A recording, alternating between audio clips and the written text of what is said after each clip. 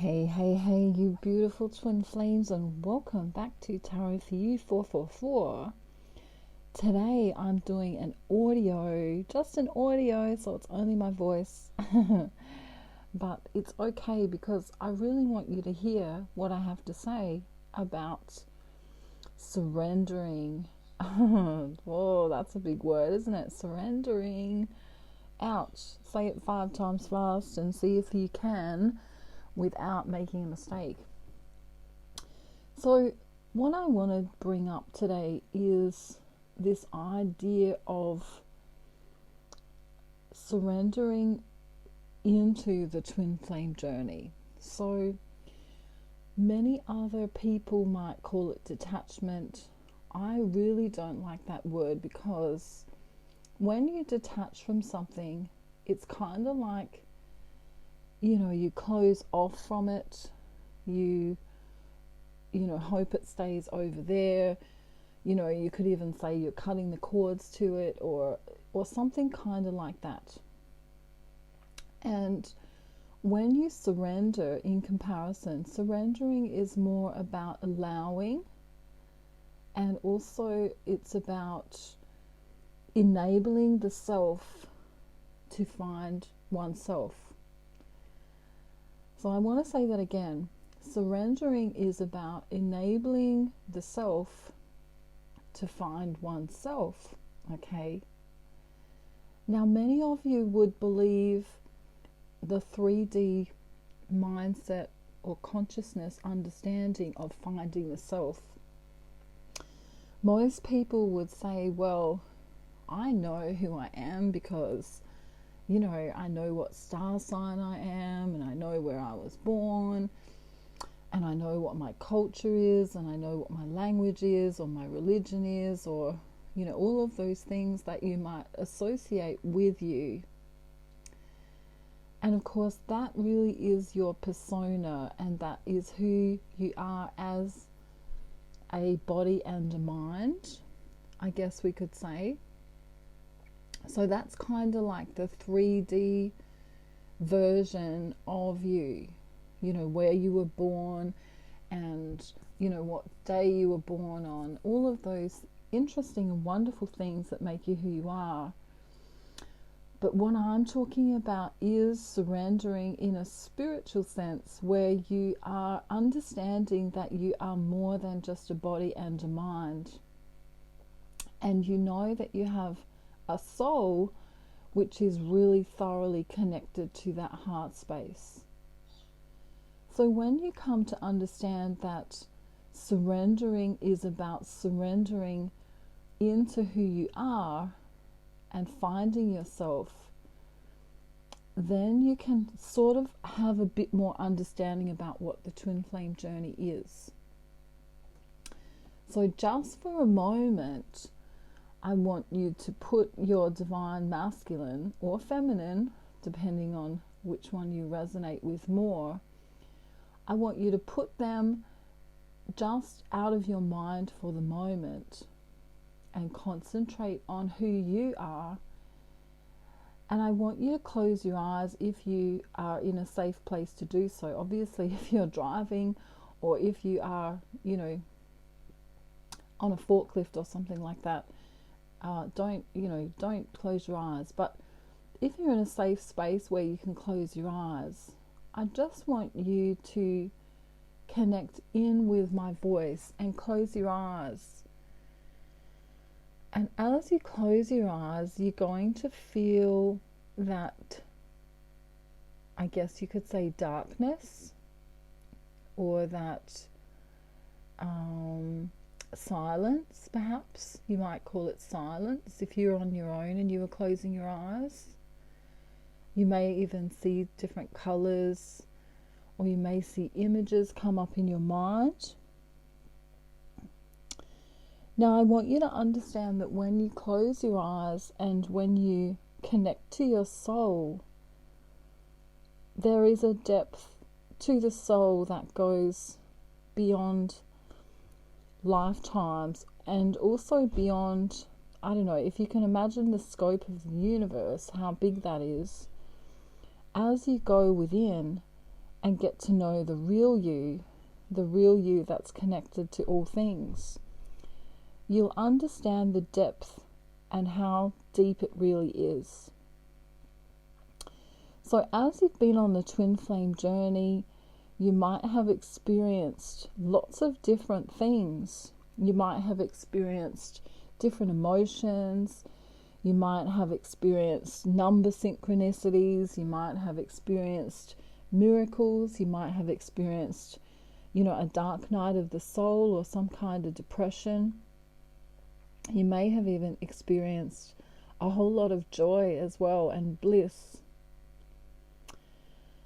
What I want you to understand is that when you are in separation from your twin flame,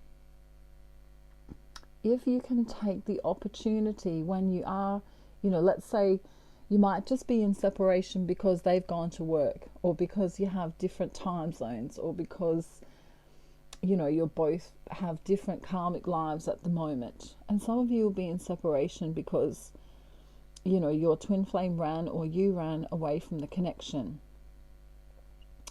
What I want you to do is that when you understand that during the separation, this is the divine telling you to go within. And I want you to surrender to whatever comes your way during meditation or during prayer. And you can kind of live this meditation on a day-to-day basis, but I mean that's a really high level of ascension. But that's kind of the goal, is to be living in a meditation as you go through your life. So what does it take to surrender? Surrendering is that opportunity to go within, to feel the soul, to feel the love, to feel all of those higher vibrational emotions, and to be non-reactionary in your emotions. That's a big one. Okay, so most of that you would have understood, but when I just went non-reactionary to your emotions, I'm sure some of you gasped and went, oh my God, there's no way I can do that. So this is the little test I want you to do. I want you to think, and it is funny because you'll see it's funny, as you ascend higher and higher, you kind of find it funny.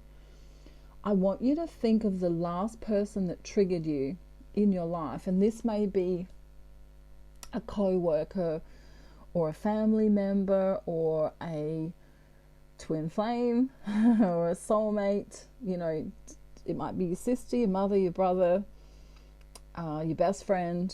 Doesn't matter who it is, but just I want you to think of how someone triggered you in the recent past. It might have been something as simple as, your best friend getting mad because you, borrowed their clothing without asking or something, and they got all upset at you, and you were like, well, I thought we were best friends or something like that. It could be something so silly, or it might be a comment that someone made, or it might be perhaps someone forgot an anniversary or a birthday or something like that. But maybe it's just something they said that triggered you. And then I want you to think just for a moment about how that, whatever they said or did, how that made you feel in that very moment. And not only how did that make you feel, but what did you do? All right, so let's just say my best friend said, how dare you borrow my favorite dress, Nat? I'm not going to speak to you because I was going to wear that, on the weekend, and I was looking for it, or something like that. And so let's say I got into an argument with my best friend. Of course, this didn't really happen. It's just make believe for fun. But let's say we get into an argument over this dress, and then later on I realize how silly it is that I was triggered, that I got like I used my emotion got the better of me, let's say. Now, as you ascend higher and higher, if you're currently going through a dark night of the soul or some kind of depression because of the twin flame journey, this might be really difficult for you to understand. But when you can come to a place where you are non-reactionary, this doesn't mean that you don't care, but when you are non-reactionary, when someone has a dig at you, I don't know, maybe someone yelled at you or something like that, and you can just be like, oh, well, okay, I'll come back later when you're feeling better and we'll have a talk then or something, you know. When you can get to the point where you can diffuse any situation by being calm and peaceful, that's how you know that you've surrendered. So I get a lot of emails, as you can imagine, because I do, the twin flame journey, and I have a twin flame system that works. It hasn't not worked yet. So I've got I'm going to say a 99.999% success rate so far with my twin flame system. If you're interested, contact me via my email. But I get a lot of emails from people saying, my twin flame did this to me, or my twin flame did that to me, or my twin flame, said those words to me and they didn't follow through, or they didn't come in the way they said they were going to. Perhaps they made promises and they didn't keep them, etc., etc. Now, when you surrender to the twin flame journey, you will be non-reactionary, or you'll learn how to be non-reactionary to what they do and understand that that is their path and that that is part of their learning. Just as when you will look back on that best friend who you borrowed their dress or their clothing. If you're a guy, you might not be borrowing a dress.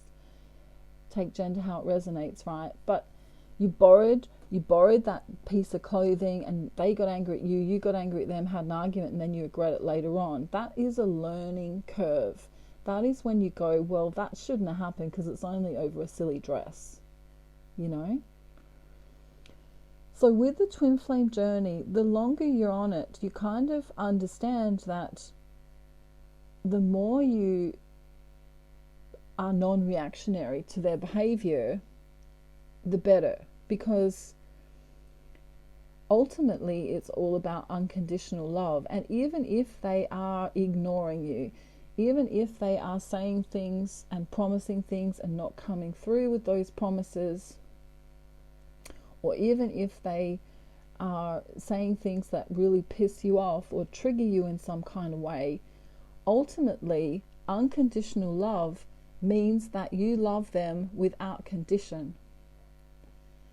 So by surrendering your ego to the twin flame journey, basically you will be non-reactionary to your twin flame. You'll get to a point where you kind of go, for some twin flames, or for some mostly divine feminines, they end up going, oh well, I wish my twin flame well, whatever they decide, they've chosen the karmic and off they go.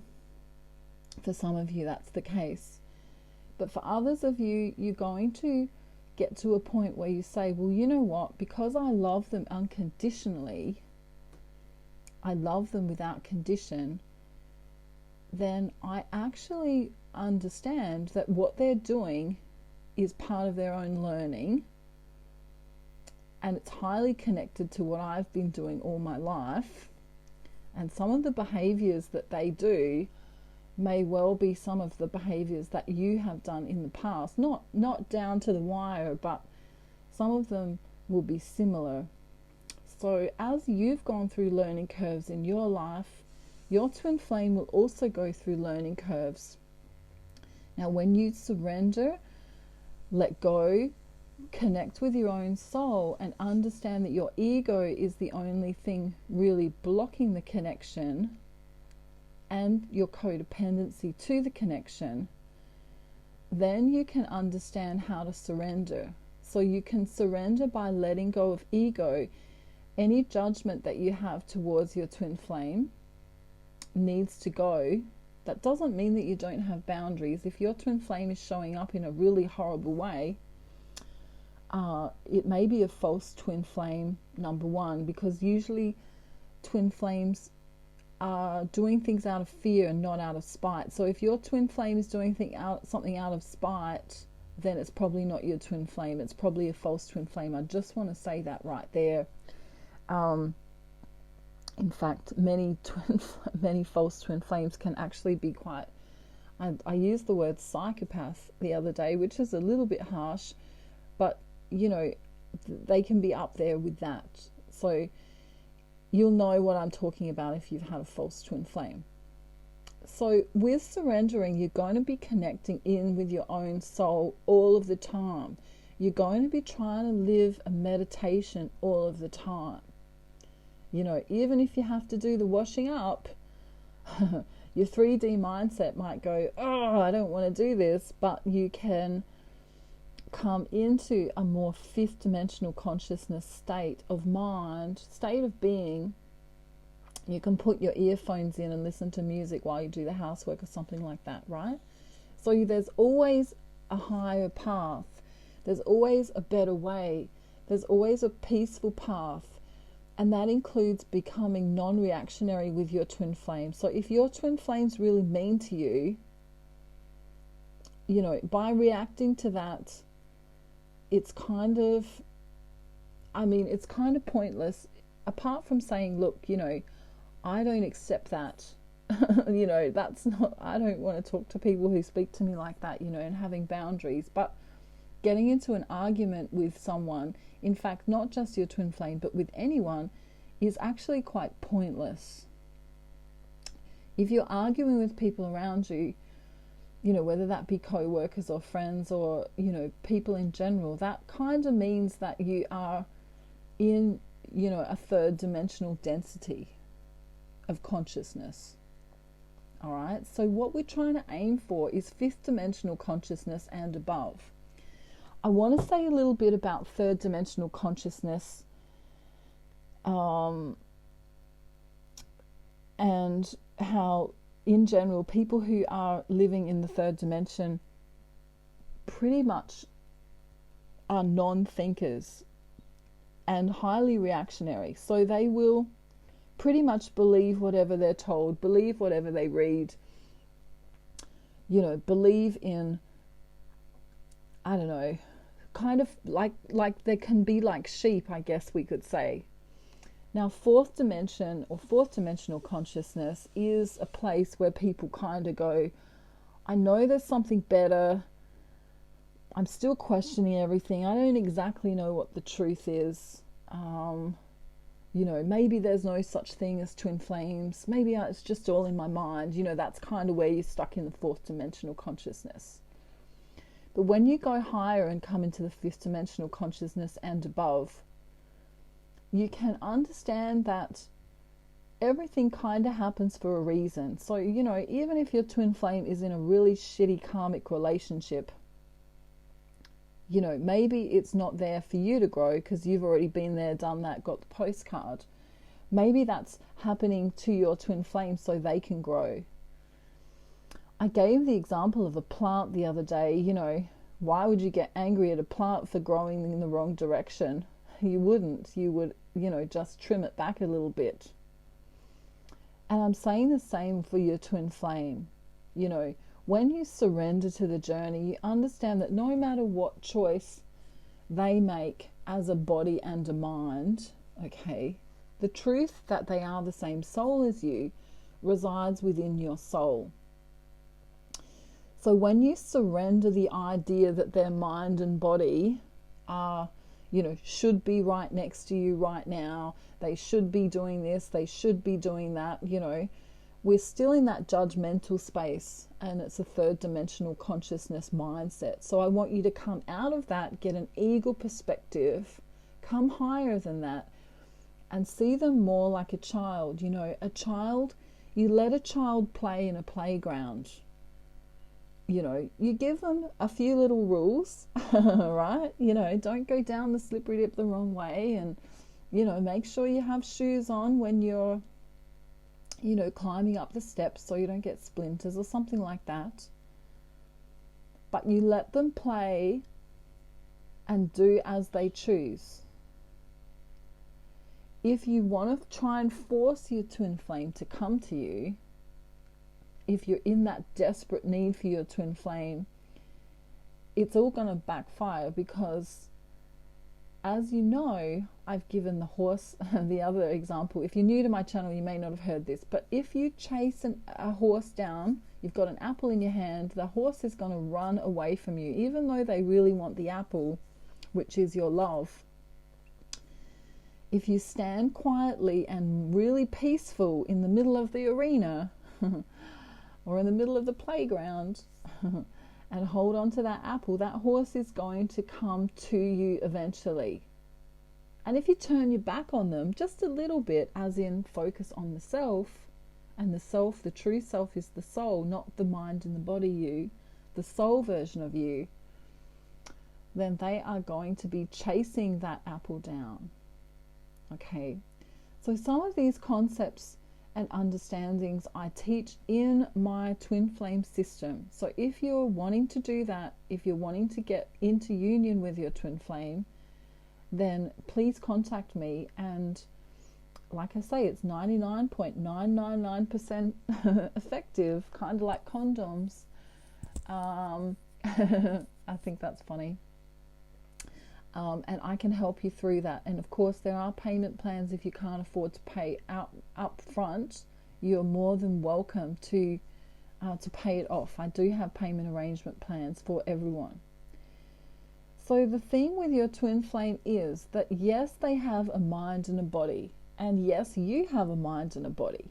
But when you focus on the mind and the body, and you try and overthink the journey, this is when you get into all sorts of trouble, because it is a energetic soul-to-soul connection. So when you surrender, you're going to surrender your ego, and that means you're going to do that with everyone around you. And it's very difficult to begin with, especially if you've got family members or friends who are really annoying or I don't know, argumentative, right? But you want to come into a place of being at peace. So you want to be kind to all the people around you. And yes, you can have boundaries. If you're too tired to, call them, you can just say, I'm just a little bit tired today. But you can always remain calm and kind. There's one saying I always remember: if you've got the choice to be right or kind, be kind always. Okay, so this is a perspective that is a fifth dimensional consciousness and above perspective, where you be kind to everyone around you, and if someone no longer serves you, then you can simply walk away. Okay, or just tell them, hey, I don't want to argue with you, or I don't want to have drama with you, and so they understand your boundary. So as you surrender into the twin flame journey, you're going to be nurturing body, mind, and soul. But in particular, you're going to be focusing more and more and more on the soul. And as you delve deeper, you're going to have more epiphanies and more understandings than you've ever had before in your life. And you learn so much about the way to treat yourself, and also the way to treat others. And we must remember too that people who are of a lower dimensional consciousness really are just learning. So they're like, a little kid in the playground still learning. They may have taken their shoes off and they're about to walk up that splintered stairway, and they're still learning. Okay, so instead of saying, I'm ascended higher than someone else, or I have an understanding higher than someone else, just understand that you're on a different path to someone else, on a different journey to someone else. And as you surrender into the twin flame journey, you're going to understand that no matter what the mind and the body's part of your twin flame chooses, that at that right moment, for right now, that's going to be what they need. Okay. Now, when they do come into you and talk to you and have a discussion with you, then that's when you can be really kind, really loving, really accepting. Of course, always have boundaries, but you know, that's what your twin flame is attracted to you for, is the fact that you love them unconditionally. And they're going to make mistakes because they're human. They're going to make mistakes. Okay? Many twin flames actually will ghost you, will forget to talk to you, will, you know, make promises that they don't keep. And, you know, this is part of their own learning too. It's not always just all about you. It's not, you know, wow, they did that to hurt me, you know, which would be a third dimensional consciousness mindset. Sometimes, you know, they trip up because either they're tired or stressed, they don't have enough understanding yet, and sometimes that may hurt you. But this is where I'm going to come back to very quickly, the non-reactionary balance of emotion. Okay, so if your twin flame hurts you, I want you to be non-reactionary to your twin flame as much as possible. I mean, you could say something like, you know, it hurt me when ... because that would be an honest response. But to come into it in a third dimensional consciousness mindset where you say, well, you hurt me, so I'm not going to speak to you again, and how dare you, and getting argumentative, you know, and doing this tit for tat kind of drama, that's not surrendering. That's, you know, that's the opposite of surrendering. In fact, that would be considered as, I don't know, well, number one, it would be being in your ego, but also it would be that the focus is all about you in an ego kind of way. So when you surrender, you drop the ego, you become as non-reactionary as possible to however you are treated by your twin flame. And I'm going to say again, you must have boundaries, of course, but those boundaries are kind boundaries, are humble boundaries. You must have humility in the twin flame journey. Okay, this isn't about who's right and who's wrong. This isn't about, you know, you owe me that because I did this for you. It's not a codependent relationship. It's not a transactional relationship. Many 3D relationships are transactionary. You know, I'll cook dinner for you if you do the dishes, right? You look after the kids because I had them all weekend. You know what I mean? It's like there's just this transactionary attitude. And, you know, we've learned this because of the system. You know, the system we grow up in and learn to be adults in is transactionary. You know, you go to the shop and you buy a chocolate bar with money. That's a transaction. You know, you go out to the nightclub, hopefully you don't do this, and you pick up a hot guy or a hot girl to have sex with. Hopefully no one's doing that, right? That would be a transaction, you know. I'm going to buy that person drinks so then I can take them home and have sex with them. That's a transaction, not a true love story. Or a connection to the self, as the twin flame journey really is. All right, so I want you to stop thinking about third dimensional rules, you know, including a man is supposed to ...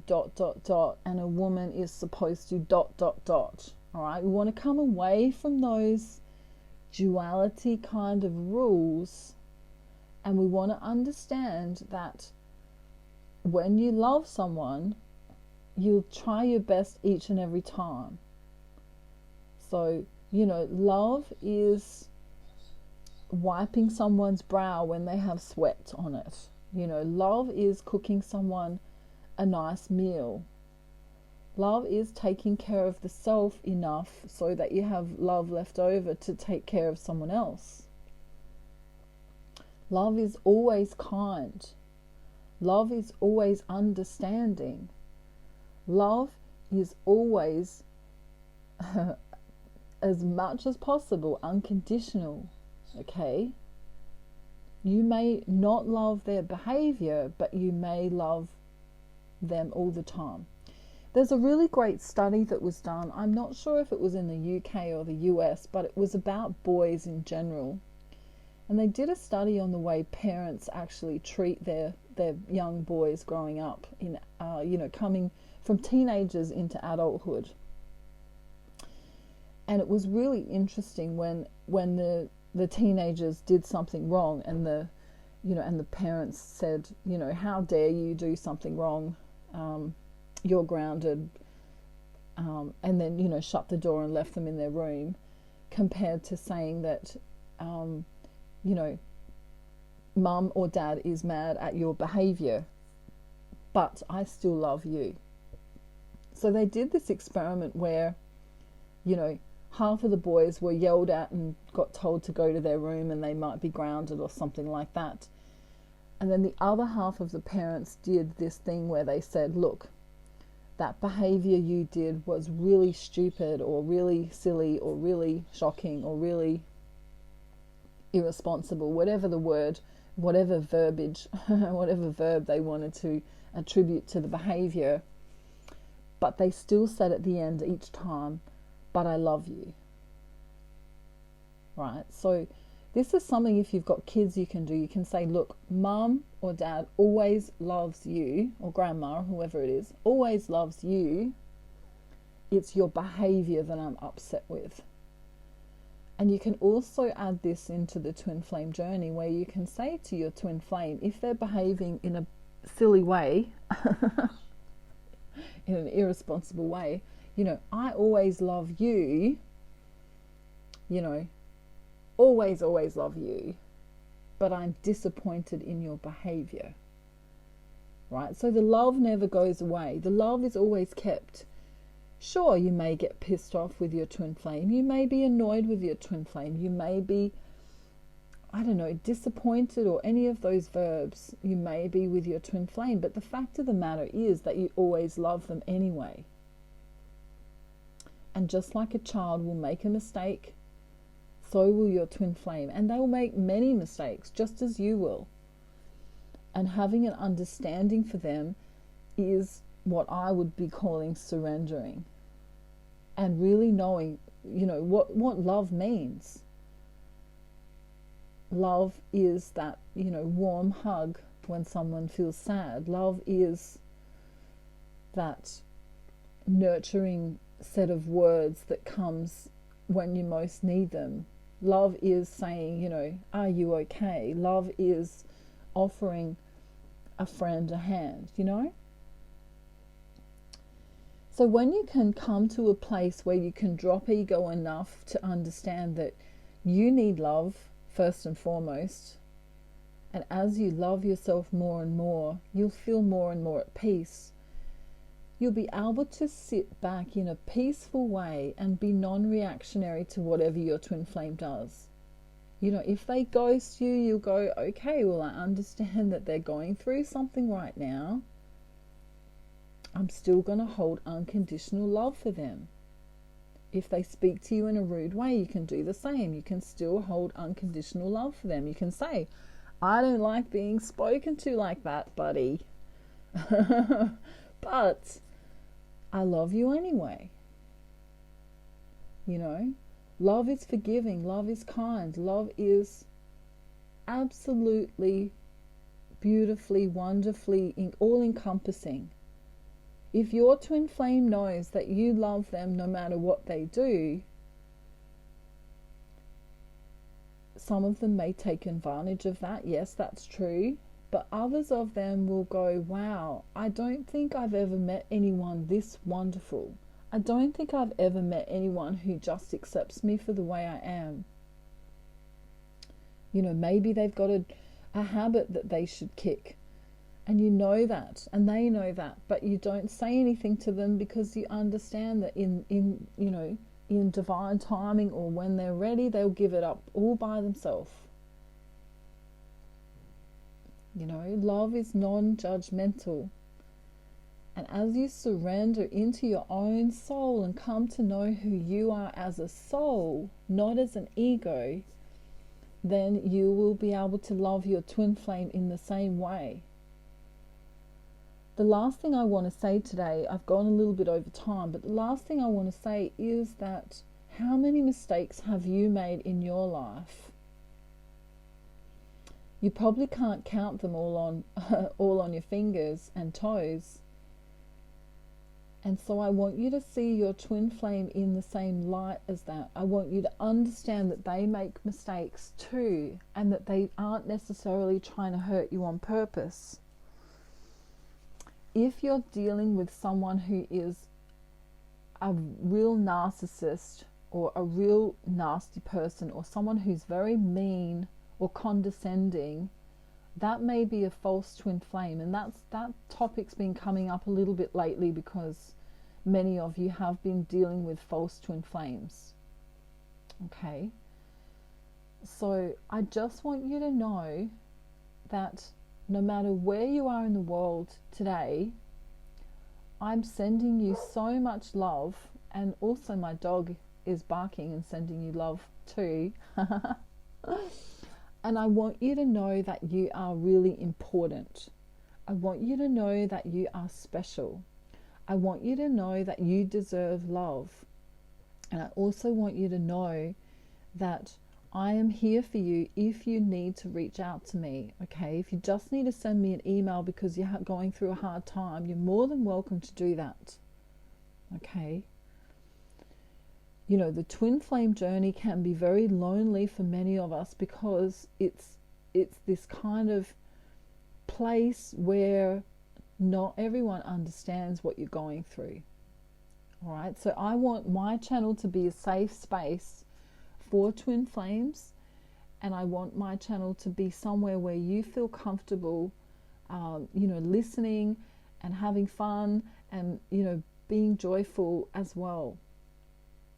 Okay, so I'm doing my best to cover the topics that I think you need. If you've got any other ideas that you really are struggling with, or even the way I set up my tarot, feel free in the comments section to just say, I'd love it for you to do this type of reading, or I'd love for you to cover this topic.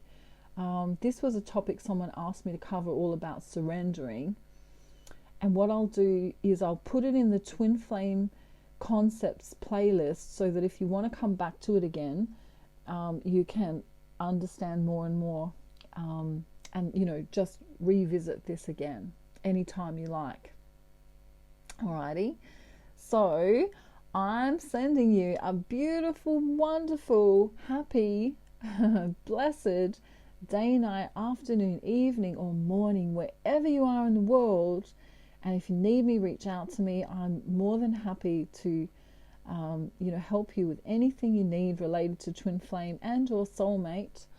And I'll speak to you all real soon. Okay, bye for now. Bye.